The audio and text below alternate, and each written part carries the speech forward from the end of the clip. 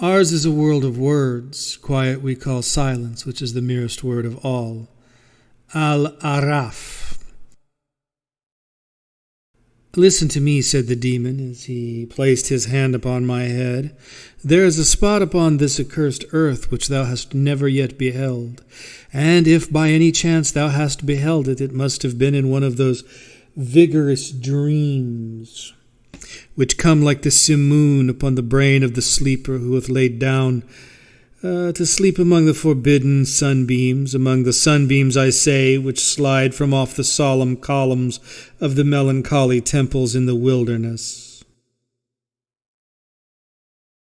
The region of which I speak is a dreary region in Libya, by the borders of the river Zer, and there is no quiet there nor silence.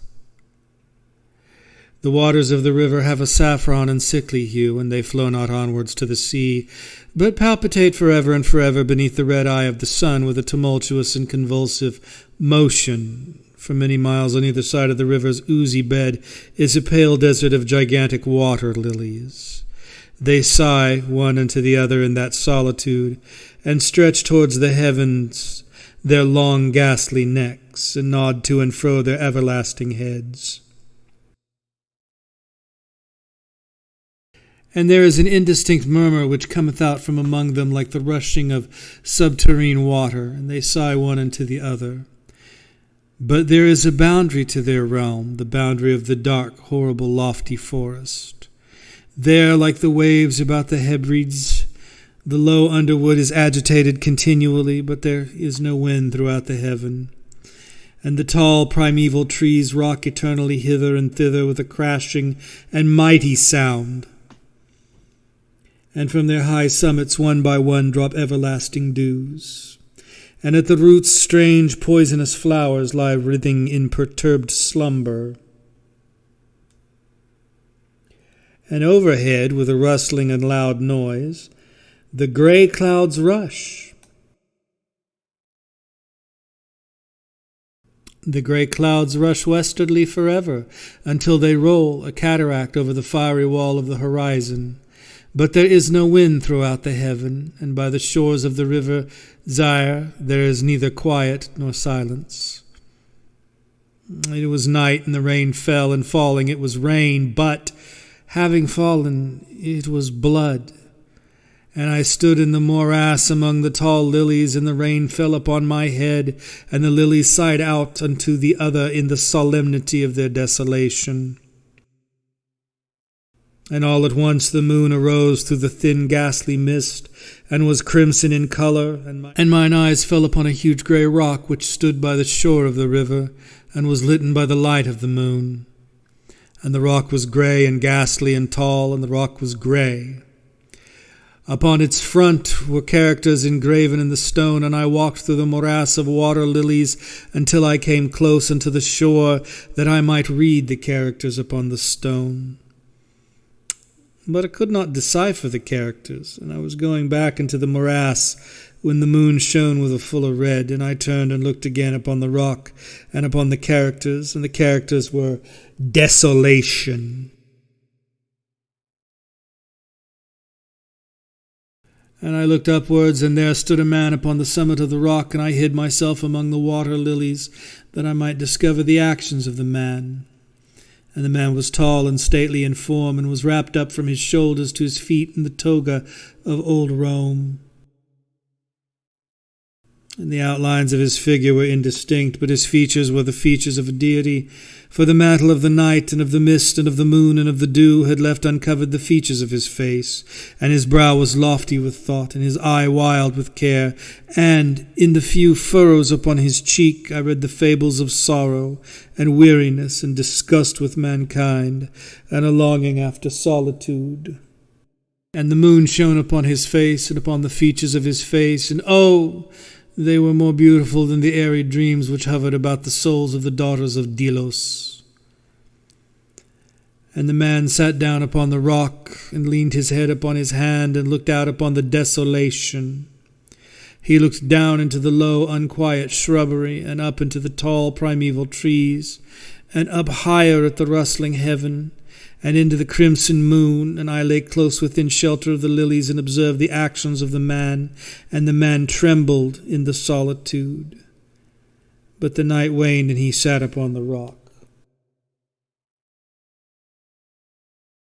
And the man turned his attention from the heaven and looked out upon the dreary river Zaire, and upon the yellow ghastly waters, and upon the pale legions of the water lilies. And the man listened to the sighs of the water lilies, and of the murmur that came up from among them, and I lay close within my covert, and observed the actions of the man. And the man trembled in the solitude, but the night waned, and he sat upon the rock. Then I went down into the recesses of the morass, and waded afar in among the wilderness of the lilies, and called unto the hippopotami which dwelt among the fens in the recesses of the morass.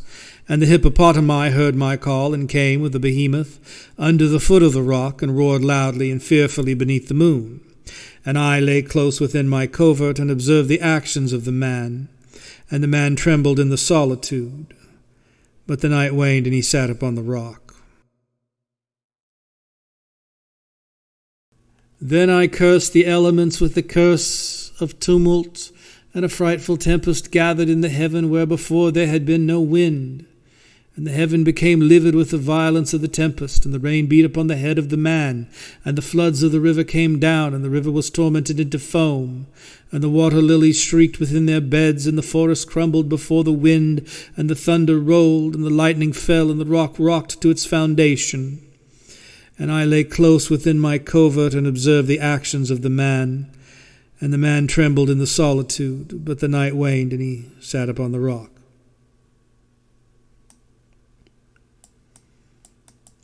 Then I grew angry and cursed with the curse of silence, the river and the lilies and the wind and the forest and the heaven, and the thunder and the sighs of the water lilies, and they became accursed and were still, and the moon ceased to totter in its pathway up the heaven, and the thunder died away, and the lightning did not flash, and the clouds hung motionless, and the waters sunk to their level and remained, and the trees ceased to rock, and the water lilies sighed no more, and the murmur was heard no longer from among them, nor any shadow of sound throughout the vast illimitable desert.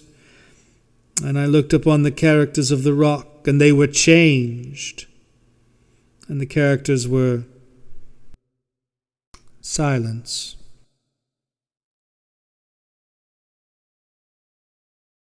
And mine eyes fell upon the countenance of the man, and his countenance was wan with terror.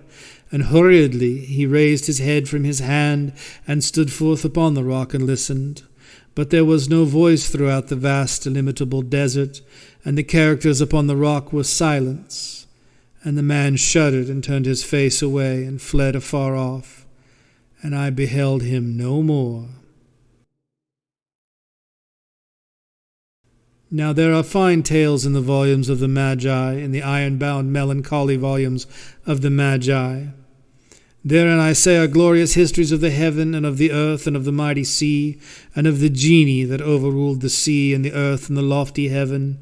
There was much lore, too, in the sayings which were said by the Sibyls, and holy, holy things were heard of old by the dim leaves that trembled around Dodona. But as Allah liveth, that fable which the demon told me as he sat by my side in the shadow of the tomb, I hold to be the most wonderful of all. And as the demon made an end of his story, he fell back within the cavity of the tomb and laughed. And I could not laugh with the demon, and he cursed me because I could not laugh.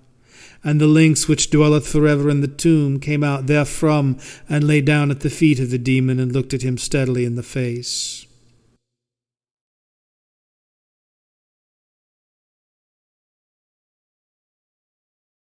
The story was originally published in 1838 as Siope, a Fable.